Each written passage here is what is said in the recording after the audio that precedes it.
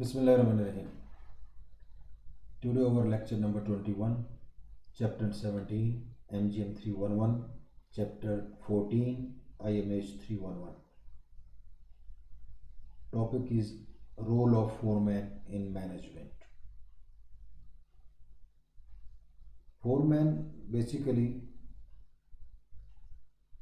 Foreman کی حیثیت ایک ادارہ میں صنعتی ادارہ میں اسی طرح سے ہے جس طرح ایک عمارت میں ستون کی حیثیت ہے۔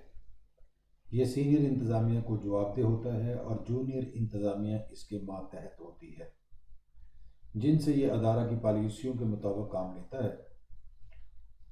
فورمین اپنے ماتحت عملہ یعنی معاون، نگران، جونیئر انجینئر وغیرہ سے کام لیتا ہے اور اس کی رہنمائی اور نگرانی بھی کرتا ہے۔ مختلف افراد مثلا انجینئر، فورمین اور تجربہ کار افراد سب ایک جماعت کی حیثیت رکھتے ہیں۔ ان سب میں باہمی تعاون، اتحاد اور یکجہتی پیدا کرنے کی ذمہ داری بھی فورمین ہی کی ہے، اور اس طرح فورمین سینئر انتظامیہ اور کارکنان میں رابطہ کا کام بھی دیتا ہے۔ آج ہم فورمین کی قابلیتیں یعنی اس کی ایبیلٹیز کو ڈسکس کریں گے۔ جیسا کہ میں پہلے بتا چکا ہوں کہ فورمین کارکنان اور انتظامیہ میں رابطہ قائم رکھتا ہے۔ وہ کارکنان کا قائد بھی ہوتا ہے اور کام کے بارے میں علمی اور عملی تجربہ بھی رکھتا ہے، جس کی وجہ سے وہ کارکنان کی رہنمائی بھی کرتا ہے اور انتظامیہ کے منصوبوں کو کارکنان کی مدد سے پایہ تکمیل تک پہنچاتا ہے۔ اس سلسلہ میں ان تمام امور کو بہتر طور پر سر انجام دینے کے لیے ایک فورمین میں کچھ قابلیتوں کا ہونا ضروری ہے، جس میں نمبر 1 ہے اسپیشل ایجوکیشن یعنی مخصوص تعلیم۔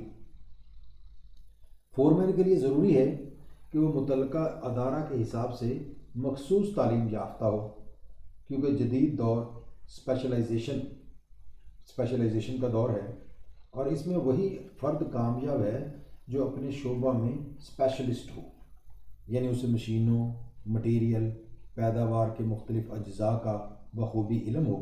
اگر ادارہ الیکٹرانکس کے بارے میں ہے، electrical, mechanical, computer, auto mobile وغیرہ سے متعلقہ ہے، تو فورمین کو ان کے بارے میں علم ہونا ضروری ہے۔ عموماً ایسوسیٹ انجینئرز متعلقہ ٹیکنالوجی میں اس قابل تصور کیے جاتے ہیں۔ نمبر 2 ہے اسپیشل ایکسپیرئنس یعنی مخصوص تجربہ کا ہونا بھی ضروری ہے۔ تعلیم کو جب عملی شکل دی جاتی ہے تو تجربہ حاصل ہوتا ہے اور علم عمل کے بغیر ادھورا رہ جاتا ہے۔ اس لیے ایک فورمین کے لیے بھی ضروری ہے کہ اس کو اپنے فیلڈ میں عملی طور پر تجربہ بھی ہو، اسے معلوم ہو کہ مختلف مشینوں پر کام کیسے کرنا ہے، مختلف قسم کے مٹیریل کی کیا خصوصیات ہیں، اور اس مٹیریل کو کس نسبت سے کام میں لگا کر بہتر پیداوار حاصل کی جا سکتی ہے۔ تجربہ کے لیے عموماً 3 یا 5 سال کا عرصہ فورمین کی قابلیت میں اضافہ کا باعث بنتا ہے، اور ایسوسیٹ انجینئرز بھی اگر یہ تجربہ حاصل کر لیں تو وہ ایک اچھے فورمین بننے کے قابل ہو جاتے ہیں۔ تیسرے نمبر پر ہے ٹیکنیکل سکل یعنی فنی مہارت۔ فورمین میں یہ بھی قابلیت ہونا چاہیے کہ وہ اپنے کام میں فنی مہارت رکھتا ہو اور اپنے فیلڈ سے متعلق ہر قسم کے کام اور ہر قسم کی مشینری کے استعمال کے مختلف طریقوں سے آگاہ ہو۔ اسے معلوم ہو کہ کون سا طریقہ پیدائش موزوں ہے جس کی مدد سے وہ معیاری اشیاء مطلوبہ مقدار میں تیار کر سکے۔ 4 نمبر ہے مائنیوٹ آبزرویشن یعنی باریک بینی، دقیق بینی بھی کہتے ہیں اسے۔ فورمین کو صنعت میں بعض اوقات ایسے مسائل کا سامنا کرنا پڑتا ہے جو ظاہری طور پر تو اتنے اہم نہیں ہوتے، لیکن ان میں ذرا سی کوتاہی کرنے سے کاروبار کو خاصا نقصان برداشت کرنا پڑ سکتا ہے۔ اس لیے ایک فورمین میں یہ قابلیت ہونی چاہیے کہ وہ تمام مسائل کا باریک بینی سے جائزہ لے تاکہ ان کا مناسب حل تلاش کر کے کاروبار کو نقصان سے بچایا جا سکے۔ نیکسٹ پوائنٹ ہے کہ جو فورمین میں یہ قابلیت بھی ہونی چاہیے کریٹیو تھنکنگ، اختراعی سوچ۔ فورمین کو صنعت کے پیداواری عمل یعنی مینوفیکچرنگ پروسیس میں بطور معاون انجینئر یا جونیئر انجینئر کے طور پر ڈیزائننگ، پلاننگ، مختلف پالیسیاں بنانے، نگرانی اور پیداوار کو کنٹرول کرنے کے لیے اپنے باس یعنی انجینئر کے ساتھ تعاون کرنا پڑتا ہے۔ اس لیے فورمین میں یہ قابلیت ہونا چاہیے کہ وہ پیداواری اور اختراعی سوچ رکھتا ہو، یعنی پروڈکٹیو اینڈ کریٹیو تھنکنگ اس کے اندر ہو، تو مسائل کے حساب سے انجینئر کی مدد کر سکے گا۔ 6 نمبر پہ ہے ورکرز پرابلمز، یعنی کارکنان کے مسائل۔ جیسا کہ میں پہلے بتا چکا ہوں کہ فورمین کارکنان اور انتظامیہ میں رابطہ کی حیثیت رکھتا ہے، کوآرڈینیٹر ہوتا ہے، اور اس کا رابطہ کارکنوں کے ساتھ براہ راست ہوتا ہے۔ اس لیے فورمین میں یہ قابلیت ہونی چاہیے کہ کارکنوں کے مسائل کو سمجھے اور انتظامیہ کے پاس ان مسائل کی صحیح ترجمانی بھی کرے تاکہ مسائل حل ہو سکیں، کارکن مطمئن ہو سکیں اور انتظامیہ کے مقاصد حاصل کرنے کے لیے دن رات کوشاں رہیں۔ 7 نمبر پہ ہے ہمارا decision making process, decision making power. یہ بھی ایبلٹی فورمین کے اندر موجود ہونی چاہیے۔ قوت فیصلہ، فورمین میں فیصلہ کرنے کی قوت بھی ہونی چاہیے، کیونکہ بعض اوقات فوری طور پر کچھ فیصلے کرنا ہوتے ہیں، ایسے فیصلے کرنا ہوتے ہیں جو ادارے کی بقا اور ترقی کے لیے ضروری ہوتے ہیں۔ اشیاء صنعت میں بعض اوقات سٹاک کرنے کے لیے تیار کی جاتی ہیں، بعض اوقات آرڈرز کی بنیاد پر تیار کی جاتی ہیں۔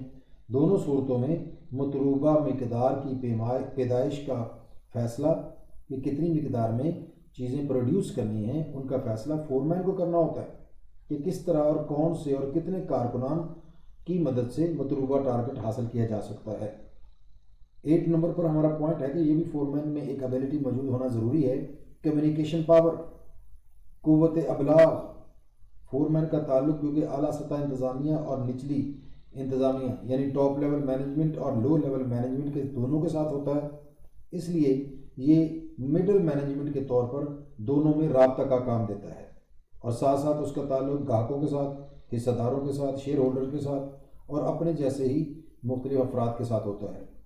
لہذا فورمین میں اپنی بات کہنے اور ان کی بات سمجھنے کی قوت کا ہونا ضروری ہے، یعنی کمیونیکیشن سکل ہونا ضروری ہے تاکہ صنعتی فیصلے کرنے میں کوتاہی نہ ہونے پائے اور متعلقہ مقاصد بھی آسانی سے حل ہو جائیں۔ لاسٹ پوائنٹ ہے کہ فورمین میں اور بھی اس کے علاوہ کئی ایبلٹیز ہو سکتی ہیں، ہونی چاہیے، لیکن ٹو دا پوائنٹ ہم نے چند پوائنٹس ڈسکس کیے۔ چند ایبلٹیز میں آخری ایبلٹی اس کے اندر یہ ہونی چاہیے کہ کنٹرولنگ پاور بھی اس کے پاس ہو، کنٹرول کرنے کی قوت بھی ہونی چاہیے جسے ہم قوت انضباط کہتے ہیں۔ فورمین میں ورکرز اور پیداوار کو کنٹرول کرنے کی قوت بھی ہونا ضروری ہے تاکہ ورکرز سے مناسب کام مطلوبہ پیداوار کی کوالٹی اور مقدار کو سامنے رکھتے ہوئے لے سکے اور پیداوار میں ضیاع کے عنصر یعنی ویسٹ ایلیمنٹ کو بھی کنٹرول کر کے فی کس لاگت کو کم کر سکے۔ تو یہ جناب چند ایبلٹیز ایک فورمین کے اندر ہونا ضروری ہیں۔ آج ہم نے اس کو ڈسکس کیا۔ نیکسٹ ہم فورمین کی ڈیوٹیز یا ذمہ داریوں کے بارے میں ڈسکس کریں گے۔ اس وقت کے لیے اجازت دیں۔ اللہ حافظ۔